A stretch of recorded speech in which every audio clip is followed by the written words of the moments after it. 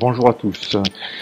Donc l'exercice que je vous propose de faire aujourd'hui, c'est de réaliser la mise en page d'un texte qui pour l'instant n'est pas du tout formaté. Donc voilà un petit peu le texte de base avec aucune mise en page et je dois obtenir le résultat suivant.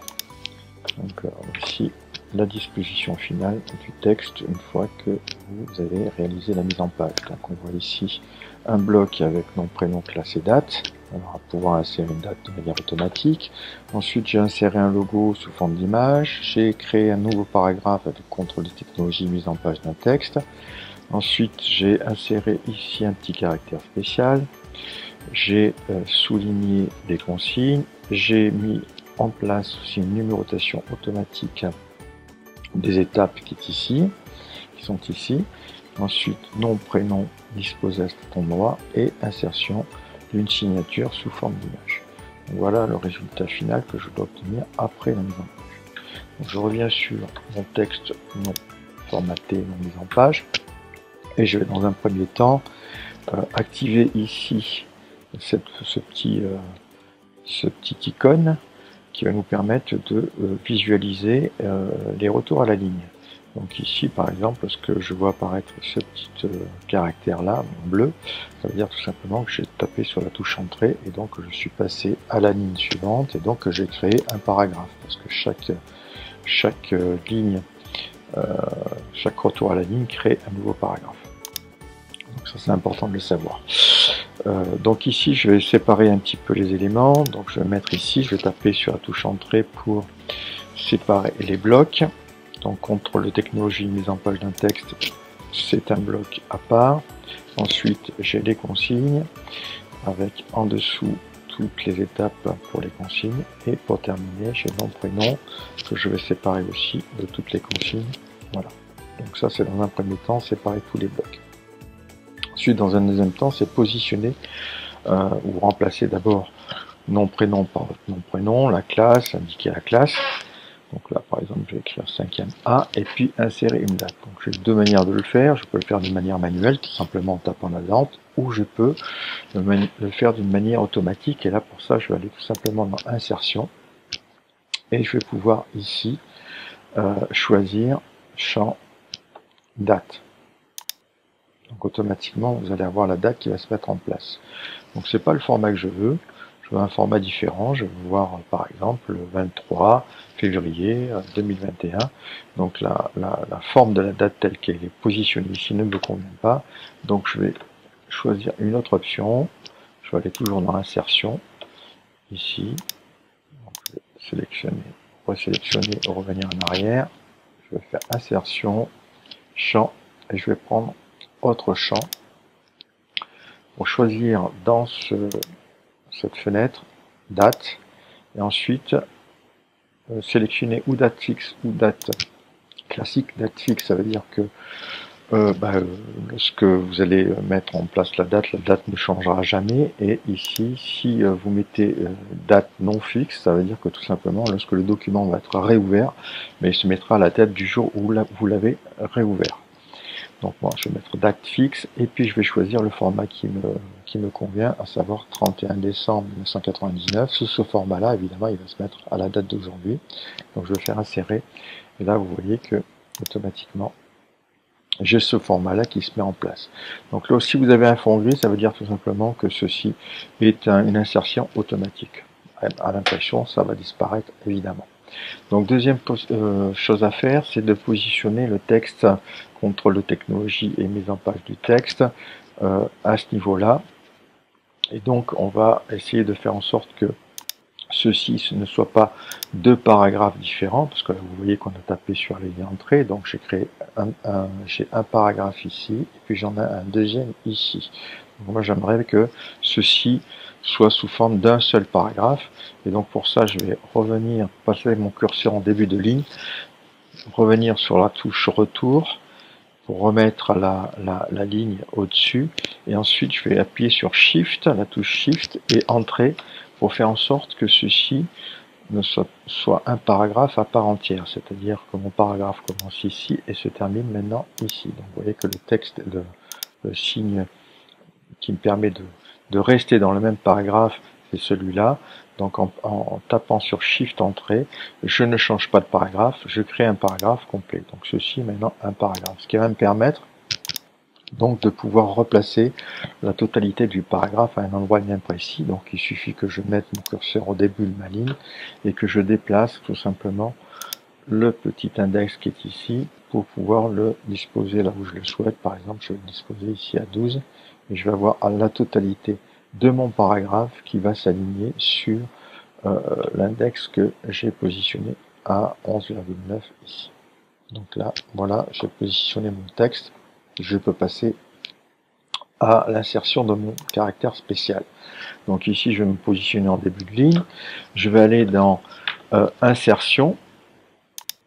Et dans insertion, je vais trouver les caractères spéciaux qui sont ici.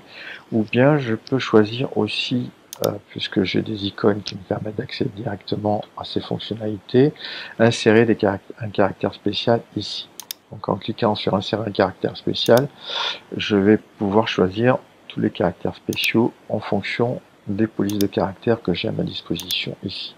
Le caractère spécial que je veux mettre en place, il se trouve dans la police de caractère Winding. Donc je vais aller dans Winding ici. Je vais sélectionner cette police de caractère et je vais chercher le fameux caractère que je souhaite mettre en place. Le voilà. Il est ici. Donc ce caractère, c'est celui-ci. Donc je fais insérer. Donc là, il est un peu trop petit par rapport à mon texte. Donc je vais pouvoir le resélectionner et changer sa taille pour passer par exemple à 20, pour le faire un peu plus grand. Donc voilà, j'ai inséré mon caractère spécial. Je peux maintenant souligner mon texte ici. Pour ça, je sélectionne tout le texte et je clique tout simplement sur surlignage ici. Et ensuite, je vais devoir numéroter chaque étape des consignes qui sont données ici. Donc si vous ne connaissez pas un petit peu les fonctionnalités de LibreOffice, vous voyez tendance à taper tout simplement A, puis ensuite parenthèse, puis ensuite B, et ensuite parenthèse, et ainsi de suite, ce qui prend un temps assez considérable. Donc on va faire ça d'une manière totalement automatique. On a la possibilité de le faire avec LibreOffice. Donc je sélectionne la totalité de mes consignes ici, voilà, et je peux aller tout simplement dans numérotation ici, donc numérotation, et je peux sélectionner le type de numérotation que je souhaite appliquer à mon texte. Donc je vais prendre cette numérotation là, et donc vous voyez qu'automatiquement LibreOffice va s'occuper de numéroter les lignes les unes après les autres. L'avantage de ce système, c'est que si je souhaite rajouter une consigne, par exemple, il suffira que je tape sur Entrée, et à ce moment-là, vous voyez que la numérotation se met en place automatiquement. Et si j'enlève évidemment une consigne, ça sera exactement la même chose. La numérotation s'adaptera en fonction de la situation. Donc une fois que j'ai numéroté automatiquement grâce à cette fonction activer la numérotation, je peux ici disposer mon nom et prénom. Donc pour ça c'est pareil, je vais me mettre au début de nom et prénom, et puis je vais déplacer mon texte ici. Voilà, ça c'est une possibilité. La deuxième possibilité, ce serait de, on va revenir donc sur la fonction, voilà, ce qui se passait avant. La deuxième possibilité, c'est de créer ce qu'on appelle une tabulation. Donc une tabulation, c'est un index que l'on va positionner à un endroit bien particulier sur la règle et sur lequel va venir s'aligner le texte. Donc par exemple, je veux créer une tabulation sur ma règle pour cette ligne. Donc je clique sur 12 ici par exemple, et vous voyez qu'il y a un petit élément qui se met en place, ce qu'on appelle une tabulation. Et donc en appuyant sur la touche Tab, eh bien, tout simplement je vais pouvoir aligner ce texte-là sur cette tabulation, sur la première tabulation qui se présente. Voilà, ici, j'aligne ici mon texte sur cette tabulation ici. Donc on voit ici que j'ai appuyé sur la touche tabulation. Donc surtout ne pas utiliser ce que font la plupart des élèves, à savoir que lorsqu'ils ont par exemple un texte à positionner sur sur une page, eh ben, ils appuient sur la touche espace et ils essayent de positionner le texte comme ça. Donc ça c'est vraiment ce qu'il ne faut pas faire dans l'utilisation d'un traitement de texte. Donc ça je l'interdis formellement.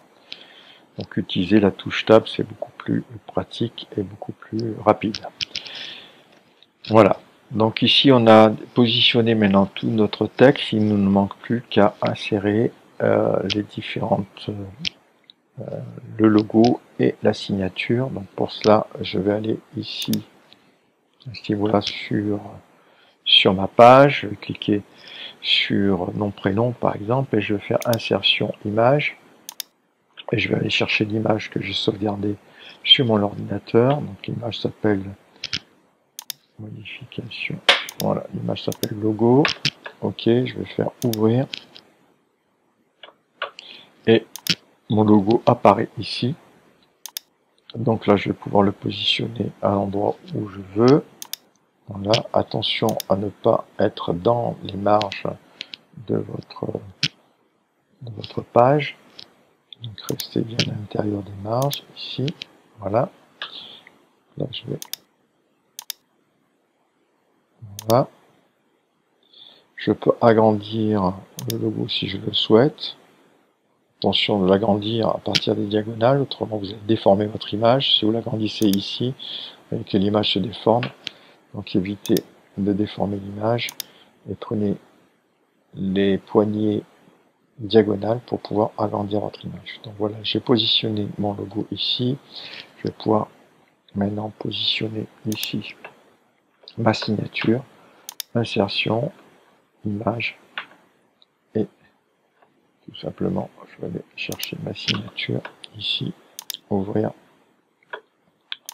Voilà, ma signature est placée. Donc si je veux éliminer un petit peu les parties blanches de ma signature, je peux éventuellement, en cliquant droit sur cette image, rogner l'image, c'est-à-dire recadrer la signature de façon à éliminer tout le surplus qui ne nous intéresse pas. Donc on refait un recadrage de la signature, voilà, pour être au plus près de ce qui est inscrit sur l'image. Une fois que j'ai fait ceci, je peux cliquer à côté et donc repositionner correctement ma signature. Si je souhaite l'agrandir, je peux, grâce aux poignées diagonales, l'agrandir sans la déformer. Donc voilà, votre texte est maintenant totalement mis en page. Vous pouvez enregistrer. Merci de votre attention.